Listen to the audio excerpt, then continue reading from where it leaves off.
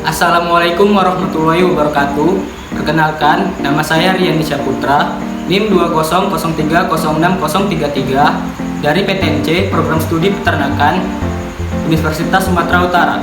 Di sini saya akan menjelaskan mengenai proses pembentukan dan biosintesis telur pada reproduksi ternak unggas betina. Adapun kegiatan yang saya lakukan ini untuk memenuhi tugas produksi ternak unggas dengan dosen Ibu Tati Fidianasari SPT MP.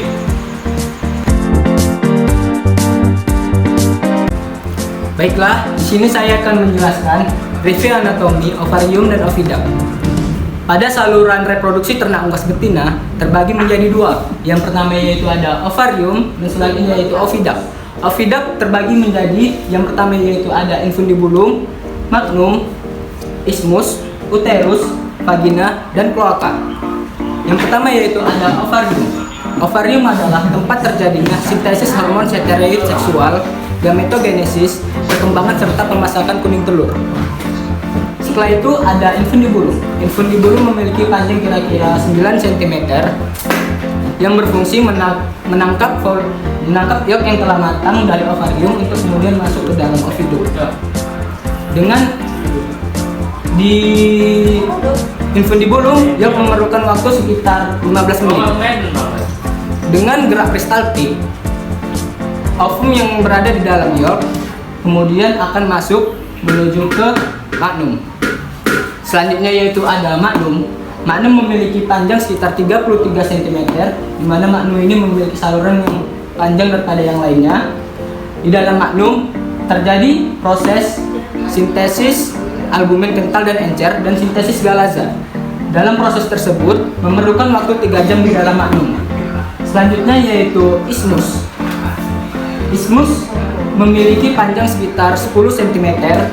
Di dalam isthmus terjadi sintesis membran kerambang telur. Selanjutnya yaitu ada uterus. Uterus memiliki panjang sekitar 10-12 cm, di mana di dalam uterus ini terjadi dua fenomena. Yang pertama yaitu dehidrasi putih telur yang biasa disebut clumping, dan yang selanjutnya yaitu adalah pembentukan kerambang telur.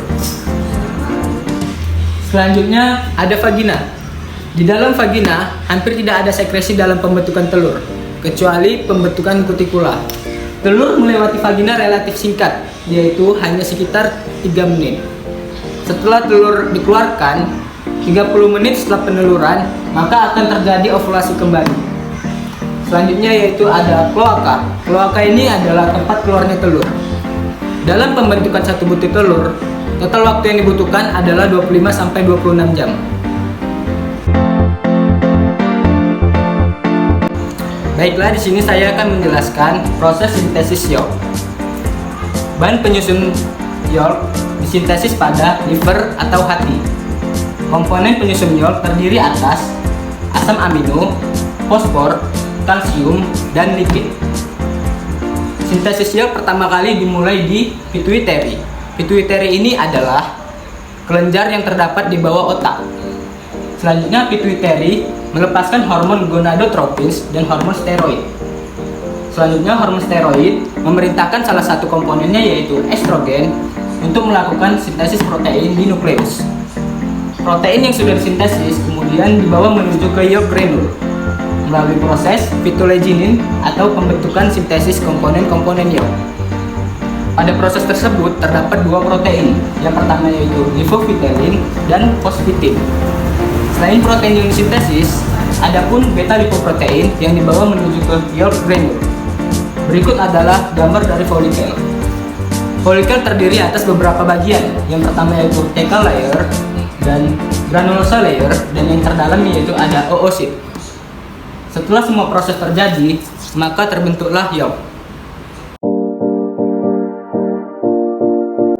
Selanjutnya saya akan menjelaskan proses sintesis albumen telur. Proses sintesis albumen telur terjadi pada magnum selama 3 jam.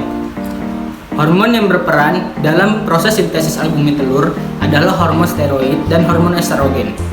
Hormon estrogen adalah hormon yang berperan penting dalam pembentukan protein. Baiklah, sintesis albumen pertama kali terjadi pada molekul estrogen atau larut lemak. Selanjutnya molekul estrogen ini masuk ke dalam nukleus. Kemudian diikat oleh reseptor estrogen atau estropilin 1, membentuk kompleks reseptor estrogen tidak aktif.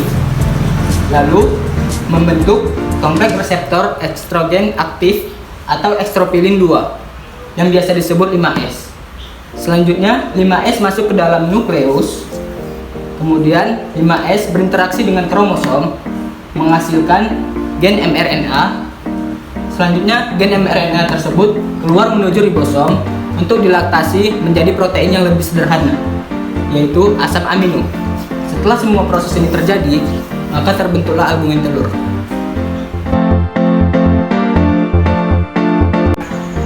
Selanjutnya adalah proses sintesis kerabang. Proses sintesis kerabang dimulai pada saat telur belum masuk ke dalam uterus.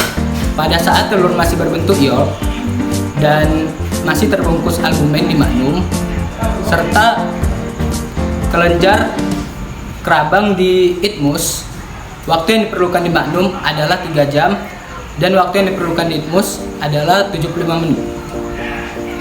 Pada proses sintesis kerabang terjadi karena adanya kalsium dan ion karbonat.